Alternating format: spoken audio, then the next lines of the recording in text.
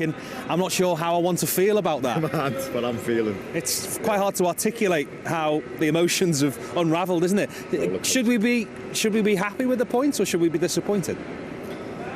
The fan in me is disappointed, having led the game twice. It wasn't a great performance by Liverpool. I think, in all honesty, I think it'll be Pep that goes away from Anfield the more disappointed. I think they were, in reflection, probably the better team. They made the better chances in the first half. I think Liverpool were better in the second half.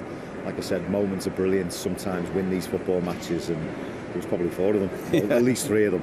And 2 of them on our side was from Mo Salah. Great finish by Mane, but the build-up play which Salah was involved in was absolutely sublime. And then his goal was Messi. I said to you, didn't I? Messi-esque, you know what he did. But then Foden's finish.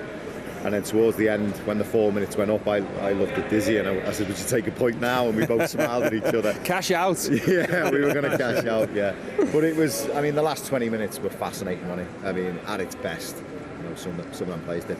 You know, we come down for the last 10 minutes and it was still 100 miles an hour, wasn't it? It was a great last 20 minutes. It was a slow game to start, wasn't it? I think it was a cagey kind of like atmosphere, and I think two top teams kind of feeling each other out a little bit. Hence the reason it was a little bit dull early on. But then the goals livened it up, and there was some spectacular play in there. I think it just emphasises these, for me, by far and away, are the best 2 sides in the Premier League at this moment in time.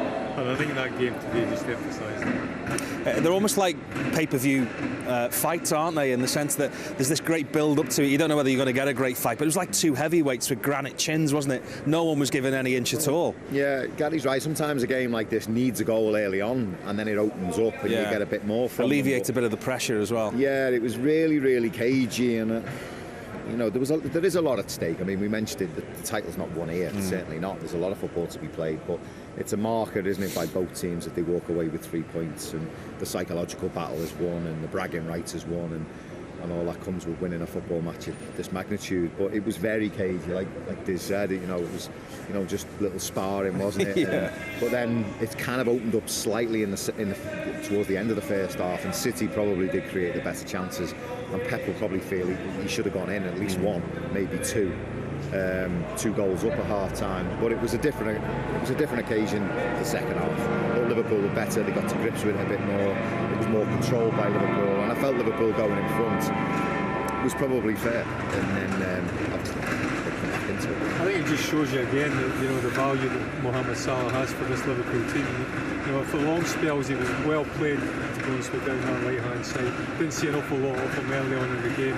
Then one little spark comes to life, makes a goal for Mane, and then, I mean, I think the goal is just like out of this world, absolutely out of this world. How he gets even to get to the shot is beyond me.